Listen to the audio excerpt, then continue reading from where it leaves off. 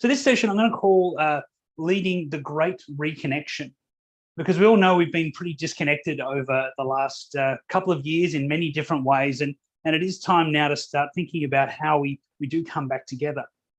And it sort of reminded me of this time when I was young. I don't know if any of you had this as well, but in my house when I was a young kid, we'd often on a Sunday night watch America's Most Wanted. Does everyone remember that show? Give me a wave if you remember that show. And what would happen in America's Most Wanted is every single scene would start with this really deep voiceover that was, March the 5th, that was a late evening, and, someone was about to get killed was the short answer. The other thing that happened every Sunday night is I had to take the bins out. And almost certainly what would happen would be I would wait until after we'd watched America's Most Wanted, and now I've got this bag of rubbish and I had to go down this little alleyway to our bins. And it was really dark. And you can imagine I was like Usain Bolt trying to race down there because I had that little voiceover in my head. It was a Sunday night when he walked out the door. And it sort of reminded me of the thing that we actually fear the most. People have all of these ideas about what humans fear the most. And many people will say it's change. You've probably heard that. Humans hate change. I want to challenge that. Who wears exactly the same clothes every day because they're scared of the change? Who's never going to buy a new car because they're scared of the change? Humans love change when they're in control. The thing we're most scared of is uncertainty. It's not knowing. That's what really, really scares us. And when I looked outside and that darkness and saw that there was all the light was gone, it was completely pitch black, what my brain did was put in all of those demons and monsters and terrible things that could happen. And the same thing's happening to many of us at the moment. We're not really sure on what's going to happen. We're not really sure on what's going to take us forward, what the world's got to deliver us next, whether COVID's finished or not. There's a high level of uncertainty, isn't it? And so we want to talk today about that uncertainty, because that's the thing that if we're going to reconnect, we really want to focus on. Now, I'm going to get you to use some technology here. I know you've been answering questions for the guys before, but in this one, all you need to do is get your phone. Everyone got a mobile phone? Easy to do with a mobile phone. You will be able to do it on the computer as well. I'm absolutely sure that everyone knows how to use a QR code these days. It was the old technology that was almost lost. And make sure you just point that at the screen. It'll give you a little option, take you to menti.com, and it'll probably give you a little bit of information there. And what I really want to know is, it's going to ask you a question when you get there, is what do you miss the most? What are you most missing about this time? What's the thing that you just wish we had again? So I'll give you a moment, type some things in there. You can put a few in. These should come up on our screen for us. Here we go. We got some answers coming in already. What have we got? Family, social interactions, hanging out with people, absolutely. And what do you notice about most of these things? Freedom, more time with the kids, the office banter. Yeah, we don't get to have those chats anymore. Pets, travel, family. One thing you might notice about these words that are coming up on our screen at the moment is most of them are relationship-based, aren't they? Most of them are these intangible things that are actually the most important things in our lives. And what we need to remember when we are going through these transformations is that the stuff that we miss isn't necessarily the stuff we think to fix first. It's all of these things that really give us joy and happiness that we're missing the most. For me, this is my usual office. This is my workspace, standing on stage at the ICC or another conference venue, speaking in front of hundreds, if not thousands of people. And this is something that I know many people don't love, professional speaking or speaking in public, but it's something I really enjoy. Unfortunately for me, this is what the audiences look like at the moment. There are no conferences, and for 2 years, we've been stuck in this sort of position, haven't we? Now, when we're feeling like that, it's really important for us to answer this next question. What am I going to do? How am I going to show up? And there's a way that I want you to think about this. It's pretty simple. It just uses 3 really simple words: be, have, and do.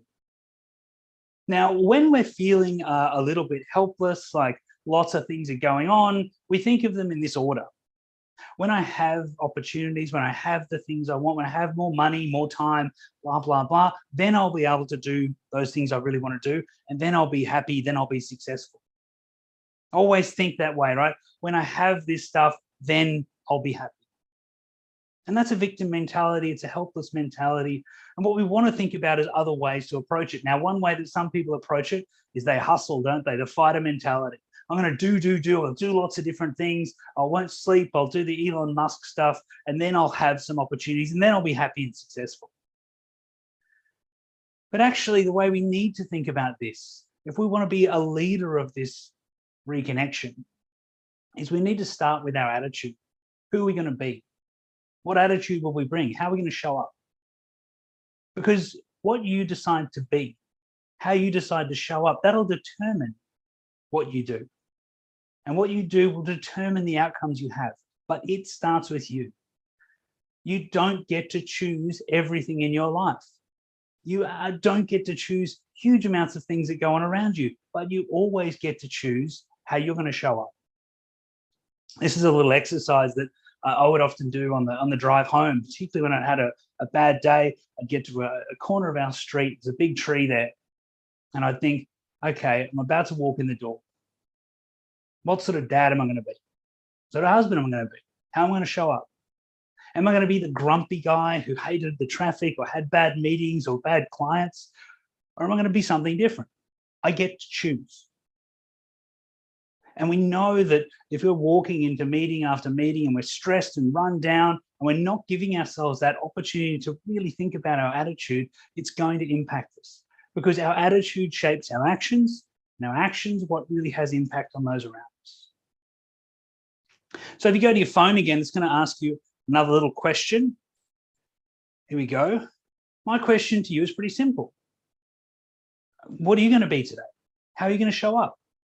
We've still got a few hours together.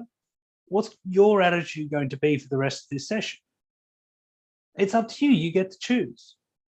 And the reality is whatever we decide, whatever choices we make there, that will help to anchor us in terms of the way we're going to show up and the things we're going to do.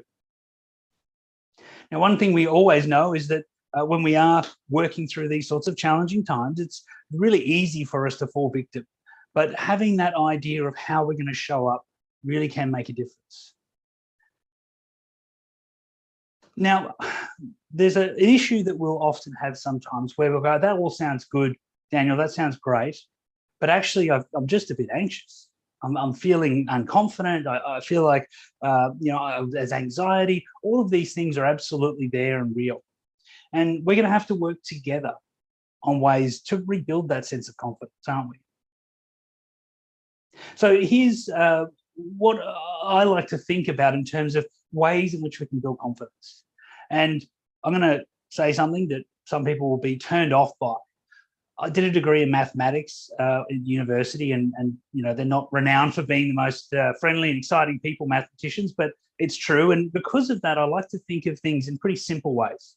So when we think about confidence, I want to make it really basic here. Let's just think of it across two dimensions. We can rebuild confidence by having confidence in outcomes, structures, processes, systems, the way things work. We can have confidence in that. And we can also build confidence by having confidence in the people around us, those we're working with. Now, what we know is that if we have, if we're fairly confident in both those areas, we're going to feel pretty safe. And if we have neither, if we don't know what's going to happen next, we don't know the people around us, we're going to feel a sense of fear. Now, the question, I guess, is when we are in that sense of fear, anxiety, we're not sure, there's an option to think about which one do we focus on first. Now, what I see happen a lot in organizations, and you might have seen it, give me a wave if this has happened to you, is we start by announcing there's going to be a restructure or something like that, and then we think, well, we've got to make sure we get all of the detail worked out first. We need to know all the systems and processes, all the names in boxes. We'll get all of the structural bits. We'll go across the bottom of that axis, right? We'll focus on outcomes.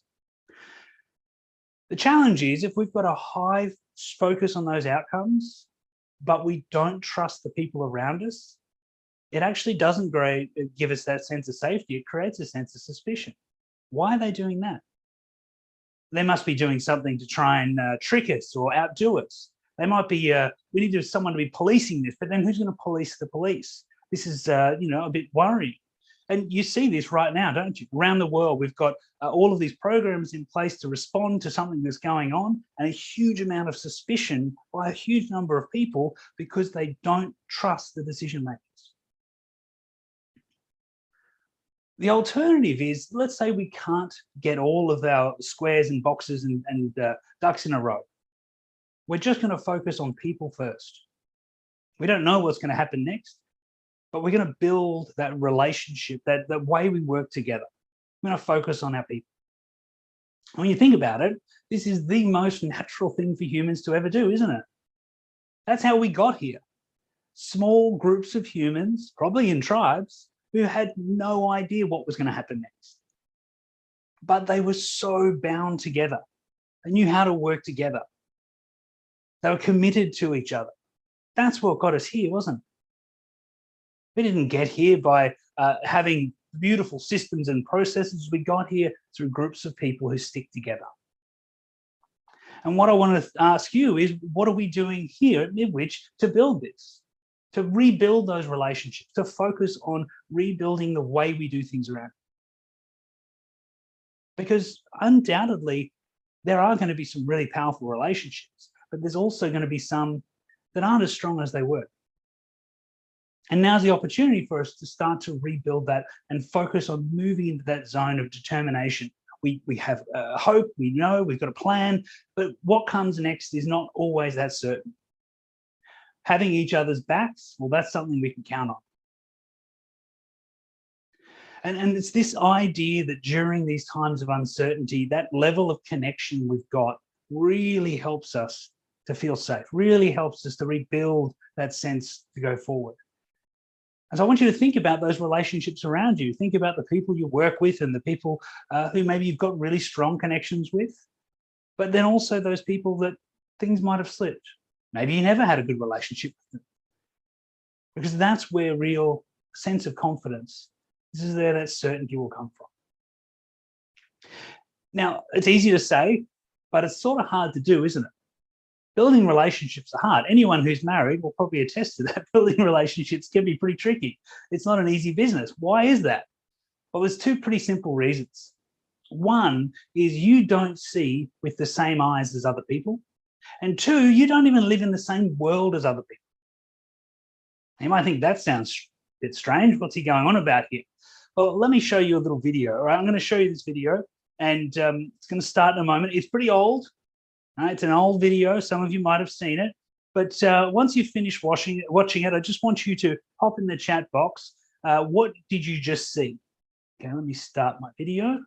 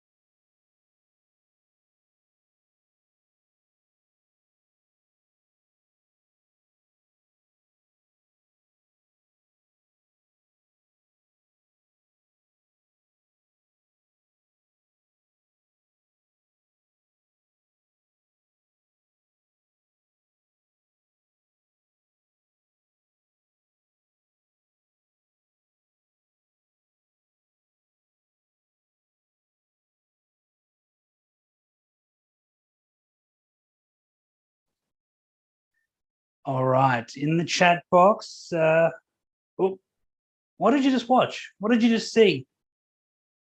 Let's have a think. Domestic violence from Justin, okay. What else did we see? Anyone else? Big Triangle was grumpy. Bugs having a play, a 1980s video game, okay. More things coming in there. Intimidation, all right, all right. Bullying shapes. Has anyone ever seen this video before? Just pop a yes in there. Trianger, oh, I love it.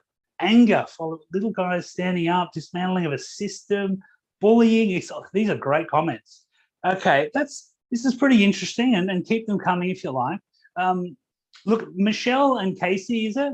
I can see you guys on this. Can I have a chat to you? Can you unmute with me? Yeah. Hey. What did you guys see? I thought I saw a bit of intimidation. Maybe someone, well, if there were people, someone trying to break out of the square and do something bigger, but then got sheltered away. I think it was okay. Yeah. Interesting. Anything else to add there? No. Well, at the end, when that end triangle got really mad at the end, it was like he was chucking a tanty. Didn't get his way. He got mad. It was a mad triangle. Okay, that's interesting. Did anyone? Maybe they wouldn't have put it in the chat because they felt this was a bit of a silly answer. Did anyone just see some shapes moving around on the screen? Because that's actually all you saw, right? None of you saw anger. There is no such thing as an angry triangle. That doesn't exist. You made that up. You didn't see relationships. You didn't see bullying. You didn't see domestic violence. You saw shapes move around on a screen. And you said something important there. You said, if it was a person. And so you've dropped into the exact trap that almost everyone does. When I run this for audiences, pretty much the same outcome happens most times. People are like, well, I saw intimidation, violence. Someone goes, oh, I think I saw shapes. And everyone laughs at them. That's all you saw. The rest, you made up in your head. You did what happens to a lot of us. You did these two things that are quite common. You might not have heard of them, but pareidolia and anthropomorphism. So pareidolia is your ability to find patterns even when they're not there, right? You see a bunny rabbit in the clouds, Jesus on a piece of toast. The piece of toast is now on eBay for 20 grand. It's still a piece of toast. And you see, we do this thing of anthropomorphism where we give human characteristics to things that cannot have human characteristics. There are no sad or angry triangles. But this is something that happens so innately for us, isn't it? We all do this so well. And it's a thing that you need to be really careful of. Because two of you anywhere in this group could have watched that. And the story that you made up sounds profoundly right, doesn't it? It felt right. It was domestic violence. It was bullying. It was an angry triangle, wasn't it, Michelle? It was angry. I could see it being angry. But someone else could have watched it and thought something totally different. And now you find yourself arguing with them over how silly they are that they didn't see how angry that triangle was. Do you see the problem here? One of the biggest challenges we have in building teams and working with people is that empathy is such an important thing to have, but it is hard work. Empathy is tough because you have to stop your brain making those assumptions that it was so sure were true just 2 seconds ago. Your brain has these mental models in there to make assumptions. And I work with people, I often say, listen, business is easy. Business is just complicated. It's not complex. Do you know the difference between complicated and complex? People are complex. Let me explain. As I said, did a maths degree, not proud, but maths is complicated. I know there's a few of you who are thinking, oh, are we going to now dive in and solve that? And as fun as that might be for me, but we're not. But maths is complicated in the way that there are a lot of moving parts here, aren't there? But it follows a very, very predictable set of rules. Once you know the rules and you unlock this thing, it's easy. Totally easy to understand. Complicated. People, though, are complex. Like you send a bloke to the shops to get salad dressing, you don't know what he's going to come home with, do you? You know, walk in 3 hours later with a 6-pack of beer and a jar of jam. You're like, what happened? You know, you come back from Bunnings, you got a hedge trimmer, your wife's like, we don't even have a hedge. Yeah, but it was half price. Humans are incredibly complex. We're complex in the way that small things can have a massive impact on us or no impact at all. Big things can have a big impact on us or no impact at all, and it can change over time continually, can't it? Now, we know this to be true, but we ignore it so often. We go back to economics, and I mean, the economists in the room would have known this one. Economics 101, humans are always prudent and make logical decisions to maximize utility. That's not true, is it?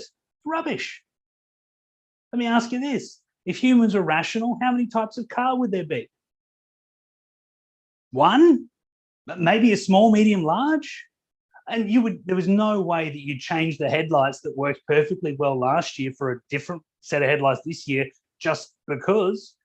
But that's the thing we do all the time. We don't make decisions based on utility alone. And these guys worked it out. Karen, you're like this as a marketing person. Firstly, apologies if you own a Jeep. Anyone who owns a Jeep, I'm about to say horrible things about them. So apologies up front. They are terrible cars. They are terrible cars. They are heavy. They are slow. They cost a ridiculous amount to repair when something goes wrong. They're pretty much terrible cars. Let's get past that though. Back in about 2009, they would sell about 3,000 cars in Australia a year. You could say, well, logically, because they're terrible cars. By 2014, they were selling over 30,000 cars in Australia. Amazing, right? Huge turnaround. Now, again, you might be thinking, you're in product or you work with products, well, they must have made some material change. It must be faster or cheaper or easier to repair, more reliable. No, they're still terrible cars. What they stopped doing was worrying about the car and they started worrying about you. Everyone remembers the ads, right? The ads were sort of, are you adventurous? Are you outdoorsy? Do you want your neighbors to be jealous of the cool places you go to? Do you want your kids to go and brag that they went to all these awesome? Do you want to drive in this place? I mean, we don't know where this is. And the reality is your Jeep's probably going to battle with the car park at Westfield as its biggest challenge. But don't you want the option? Sorry, Daniel, to interrupt, but my memory of the Jeep was YTF, you bought a Jeep? Yeah. Well, what they said was, look, if you want to be this person, if you want to have all this stuff, all you've got to do is buy a Jeep and say, I bought a Jeep. They did it on feelings. They focused on, who remembers the old Ford and Holden ads where they'd list all those features down the side of the screen? Remember those? Power steering, power windows, airbags, blah, blah, blah. Who do you think bought a car because the fifth one down said, power windows? No one. That was engineers at the company going, look how clever we are. We can build all this stuff. No one cared. They cared about themselves. They cared about you understanding them. And this is what empathy is at its heart. Empathy is understanding why people do what they do. It's understanding other humans. And our default process to do that is to think, what would I need to feel to do what they're doing? You make it about you, don't you? Someone else is yelling. I would yell if I'm angry, therefore they're angry. Is that true? Or is that your assumption? Are you a good proxy for them? Do you actually understand what's going on for them? Some people say that empathy is walking in someone else's shoes, right? Wrong. When you walk in someone else's shoes, you have your experience in their situation. Empathy is understanding their experience in their situation.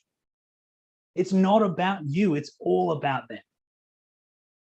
And this is why building empathy is so challenging.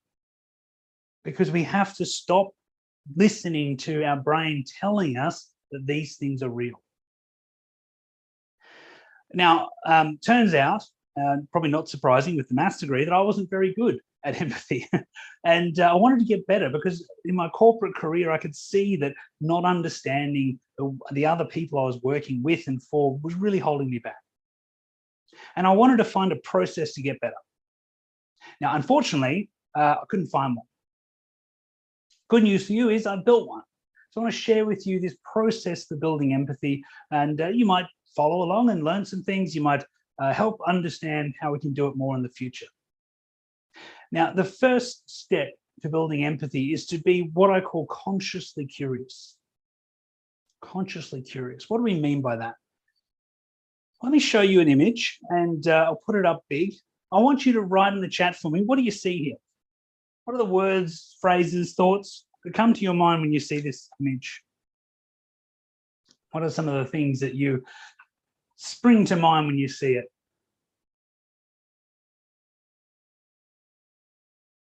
Poverty, thanks, Justin. shouldn't exist. I'm thinking the poverty shouldn't exist or the person, not sure, Jeebus, but down on your luck, struggle, help. Yeah, and look, these are pretty consistent. What typically happens when we look at this is I get some people along a spectrum.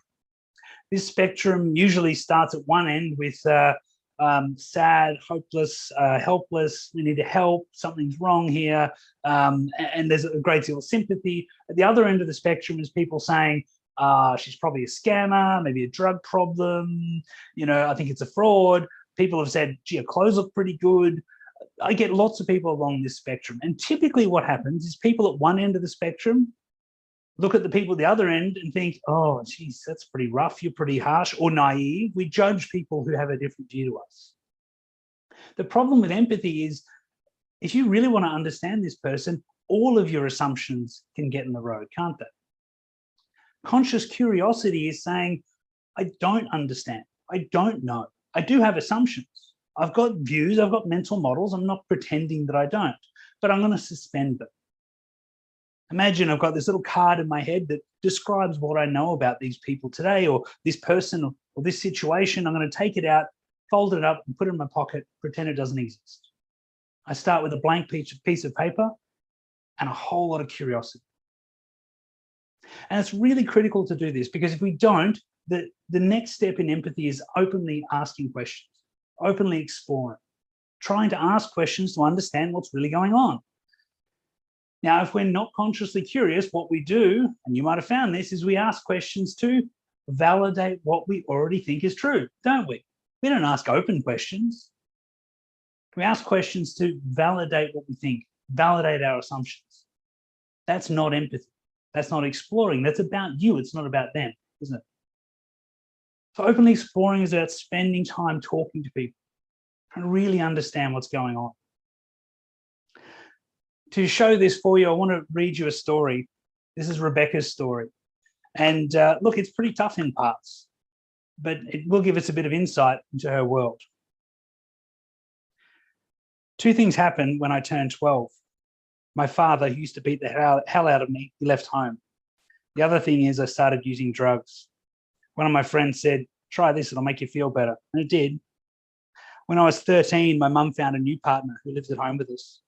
He used to beat me up and my younger sister too. For about a year, I suffered through, but when I was 14, I couldn't take it anymore. I told Mum, either he goes or I go. Mum chose him. I ended up on the street, sleeping in abandoned houses. See, if the only thing that happens to you in your life is you keep getting hurt, you end up saying, no, that's it. Not going to let this happen anymore. I've thought about just ending it all, but I get too scared. I end up just crying myself to sleep. It's such a terrible place to be. Sometimes you think if I get through the day, great. If I don't, it doesn't matter. No big deal. It's not like anyone's going to miss me. To have the confidence to do something about where you are is especially hard because you have to build that confidence up. Once you've been here in the streets for a while, you've lost all confidence in yourself. You think, I can't do it even if I try. Just to know that someone cares is the main thing, I guess. Most people in the streets don't have anyone. Then I met some volunteers and they were willing to give up their time to come and see me, to worry about me personally. They took the time to listen to what I had to say. It was great. That's what people need. Someone to be there to talk with, to listen, to care, someone they can trust. They care about me and miss me if I don't turn up, which actually makes me feel really special, at least to someone.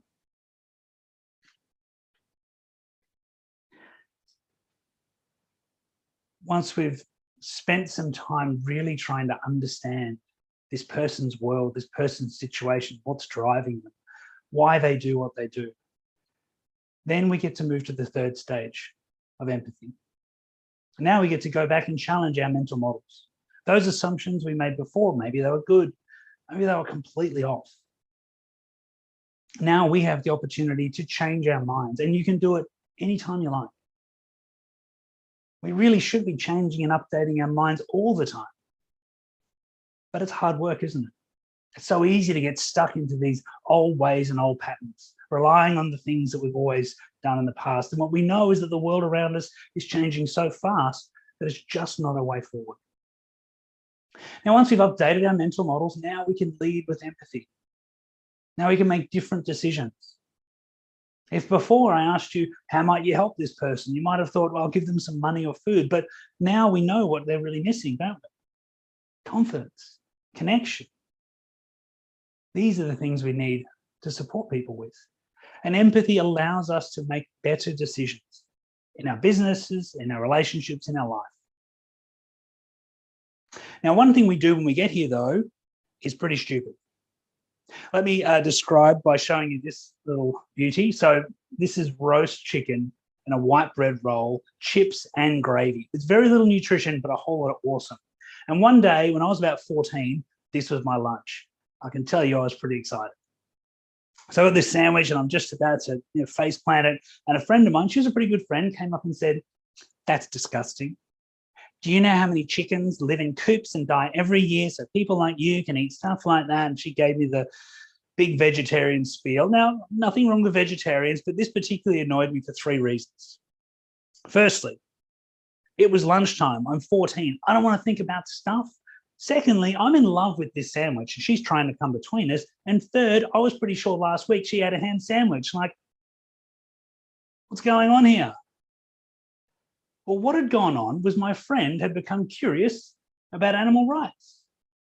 And she'd gone off and explored, read books, spoke to people. She'd gone and explored this idea and then changed her mental model, hadn't she?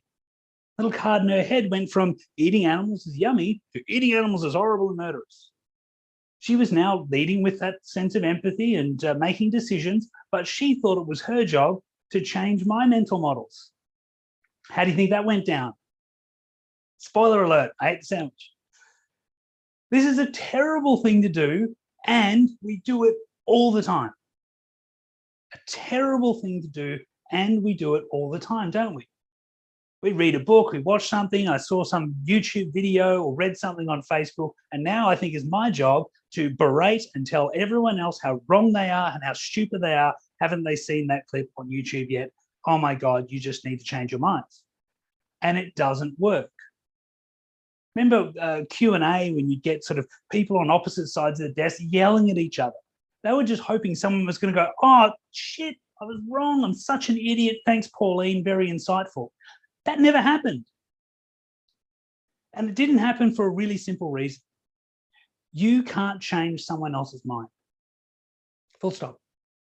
You can't change someone else's mind. Changing someone's mind is rewiring neural pathways inside their brain. The only person that can do that is the owner of that brain. What we need to do instead of telling people to change their mind is we need to inspire curiosity with them. We need to help other people explore, be curious, be open, ask questions. A great example of this is Sir David Attenborough. Everyone knows Sir David Attenborough. Give me a little wave. Pretty well known. Mad about the environment, isn't he? Loves it. Just full on for it. Does he tell you to care about the environment? Not really. He starts with these beautiful videos and images and stories, and he takes you on this adventure where you're exploring these, this cuttlefish that you didn't know existed yesterday, but wow, look at it go, and you get to explore with him. Then you can change your mind or not, and you can make new decisions or not. He can't control that. But inspiring curiosity in others is the path forward. If someone doesn't believe what you believe, telling them will not help. We know this. Asking them questions, exploring together, that's the path forward with empathy. Empathy is this bridge that helps us, our brains synchronize, these different brains. Inside your head is about 85 billion neurons connected through trillions of pathways. The human brain is the most complex system in the known universe, and you happen to have one in your head. Like, well done, you. That's pretty good. But that level of complexity means that the brain in your head is nothing like the brain in someone else's. And if we're going to build these connections, if we're going to build these relationships, we need to synchronize these brains. What do you believe? Why do you do what you do? How can we work together more effectively? Empathy and curiosity is that bridge. The other thing we're going to have to do as we go forward is help each other. Sometimes we'll be up and others will be down. And it's easy when you're up to think, oh, I'll just skate on past here, no big deal. But those are the times we need to help the people who aren't feeling that the same way, who aren't feeling that sense of confidence. And there's some ways that I've seen people do that, and working in large corporates in particular, I saw a lot of interesting programs around that. And I saw these resilience programs, and it inspired me to do something that anyone would do. I went and wrote a kid's book about it. It's called The Monkey and the Rhino. Let me share my little kid's book with you. So there's a monkey and a rhino, and they live around this big tree, and they've got a pretty good thing going, got a good partnership going on.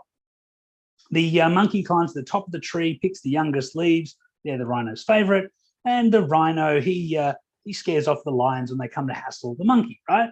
So good deal going on. Anyway, one day it rains and then it hails.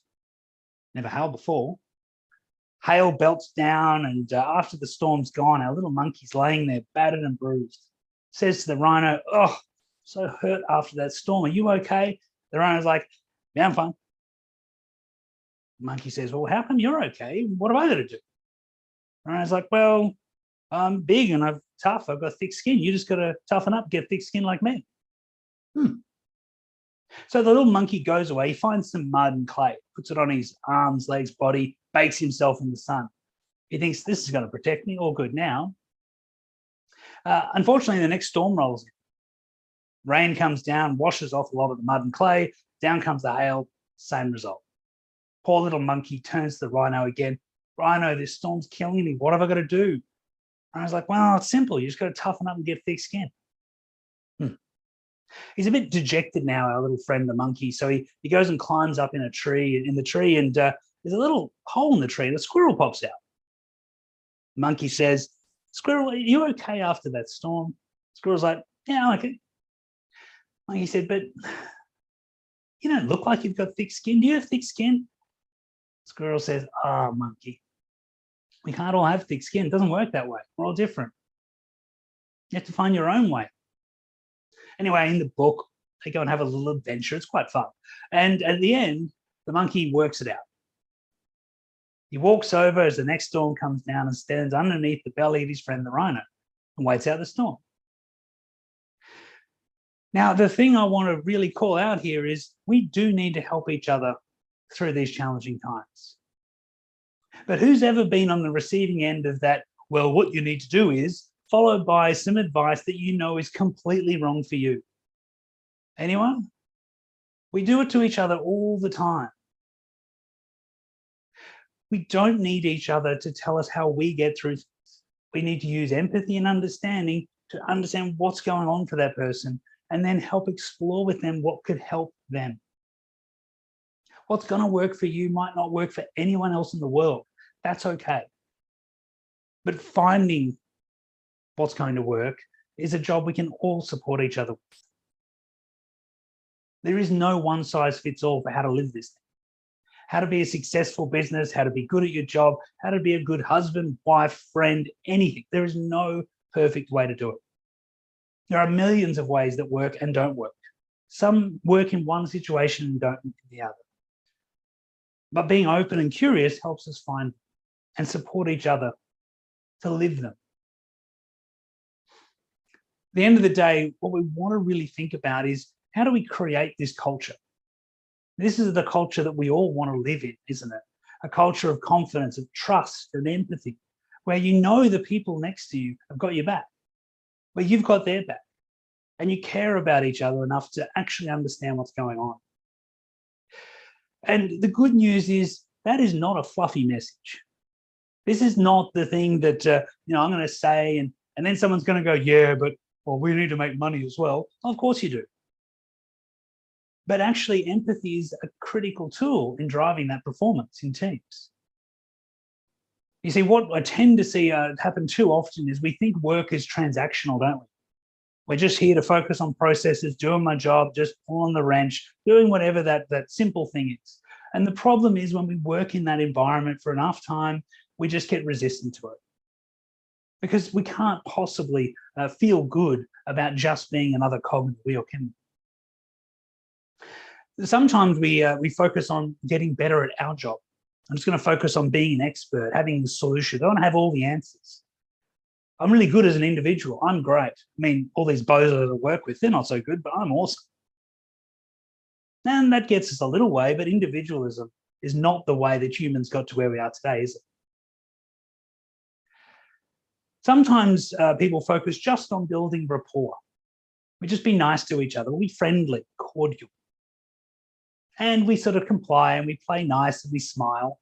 But I also see sometimes in these cultures is people agree in front of each other and then disagree behind each other's backs. Anyone ever seen that before? Yes in the meeting, no in the corridor. And eventually what happens is we fall back down. What we want to strive for is empathy and understanding. Because when you understand each other, you've really got each other's backs, you build trust. And trust leads to commitment. A committed team that says, this is where we're going to go and we are all in this together. That's the environment where you see the highest performing teams play. Not a team of experts. It's a team that really commit to each other's success. So the things that we need to be looking at here, and I want you to reflect on these because I'm going to challenge you to ask you, what are you going to do? What are you going to change? What actions will you take? We need to be thinking about moving from making assumptions to actually asking questions. Pick up the phone, make that call. Hey, I saw this. I just want to understand. If you hear a decision coming from the top down, don't assume, ask. Be interested, be curious. And when someone asks you a question, it's not an accusation. They want to understand. Be open to sharing. And while text messages and messenger and email are fast, they're also leaving out a huge amount of information, aren't they? Let's move from processing transactions to building relationships. Care about each other, care about our customers. Understand why they're buying something or not buying something, why they're doing something or wanting something. We want to move from this idea of giving advice. We're really good at it, aren't we? To moving to how do we seek to support people? And really, at the end of it, we want to make sure we're moving from this idea of I'm here to do my job to I'm here to create our future. Who wants to be surrounded by the people on the left column? Who wants to be surrounded by the people on the right column? Now, what happens so often is people go, well, I'm unlucky. This is just where I work. No. Remember, we talked about at the start, you get to choose who you're going to be. And every action you take will shape our culture. Every way you talk to someone will shape our culture. Every email you send, every call you make, every small conversation shapes the culture. Every little thing matters. So the real question is, what are you going to do? This is your chance. Now we have an opportunity. Now we can really help shape our own future. But no one else is going to do it for you. Everyone's going to have to play a part. And it's really going to be a matter of how much you want to make sure you contribute to that future. It's going to make a real difference.